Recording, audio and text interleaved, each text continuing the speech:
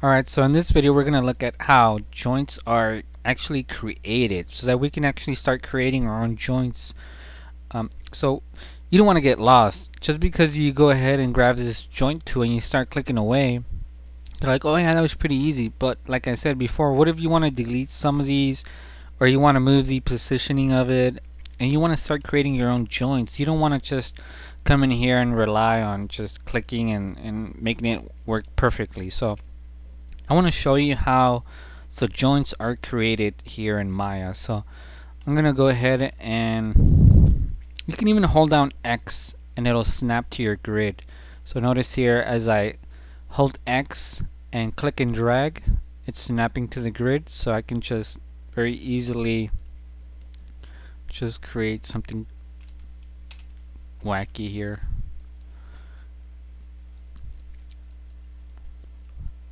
And so while you're creating these joints and you click once, you can release, click again, and that will automatically connect it to it. And then I can click again, right? And then that's how you create joints. And when you're done, you can just hit enter, and then that'll set the bone structure that you created.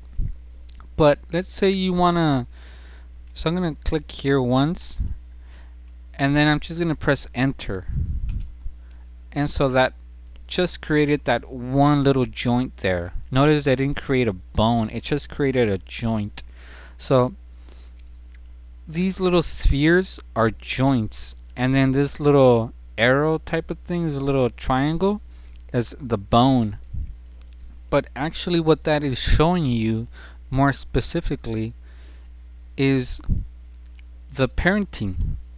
So these bones are created using the child-parent relationship that we saw in the very first video for rigging.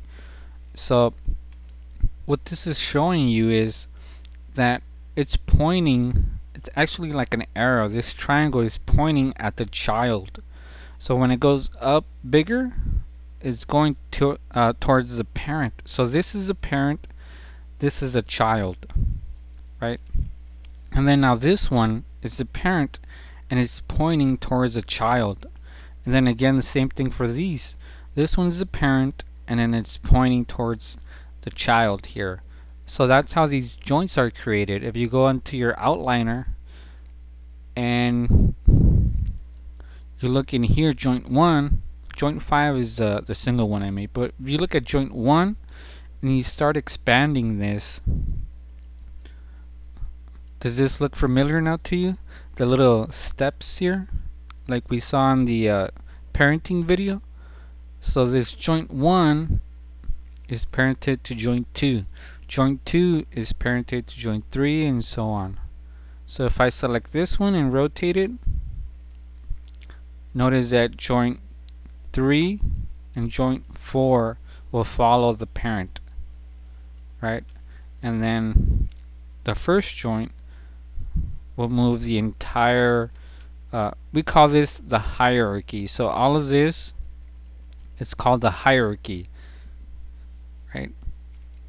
So that's how that works. So if we wanted to create our own joints, we can do the same thing that like we saw here with the parenting. So I can come in here and create another one. Oops.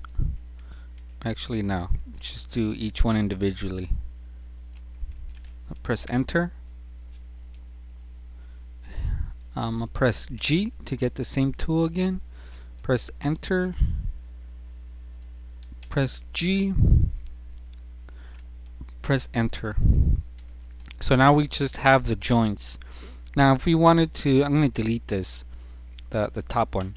So if we wanted to create the joints here, the bones, remember the bones or the little arrows, they're actually parenting. So this one would be a child, this one's going to be the parent to that one, and then now we're going to worry about these two. So I'm going to create it like how we had the other bones up here, like this little N shape. So then this one's going to be the child, and then that's going to be a parent, and then same thing, that's going to be a child, and that one's going to be a parent. So to do that, if you remember the first video, child parent P, we're going to use that same method. So child shift select P. And now look at that. We created a bone here. So using the same thing, child shift P, child parent P. So now we've created our own joints here, right? So I can grab this one. This one is now the root, because if I select this one, it selects everything, and it's the one that's at the very top of the list. The very top joint is the root. So I can grab this one, rotate it. I can grab this one, right? We already know how that works. So another thing that I'm going to show you in the next video now is something that's very important when we start rigging, which is orientation. And what that means is the direction in which the joint is pointing, right? So if we come in here and I go into, I believe is display, I'm gonna tear this off, and if we look at local rotation axis on each one of these joints, so I'm gonna select them and then I'm gonna turn local rotation axis, which is under display, transformation display, local rotation axis. That's how I got here. So if I look at the rotation axis, notice it has this little Z pointing this way, it has an X pointing that way, and it has a Y pointing up. Now that's pretty cool, but it does not allow you to rotate this bone locally, right? So if we look at this joint, it's at an angle, right? It's not lined up with the grid, it's going like to the right. But if we look at the rotational, let me go under local. That's under local. If I go under world, it should match up with the grids. But if I go under local, this rotational gizmo should match up with the joint. But you can see that it's not lined up with the joint. It's not rotated this way. Same thing with this one. Notice that there's no way that I can rotate this joint up in the same direction that the joint is pointing, because I can only rotate the bone this way, which is awkward, or I can rotate it this way, which is weird. There's no way to rotate the bone. You know, let's say this was a bridge and I wanted to rotate it straight up. I can't.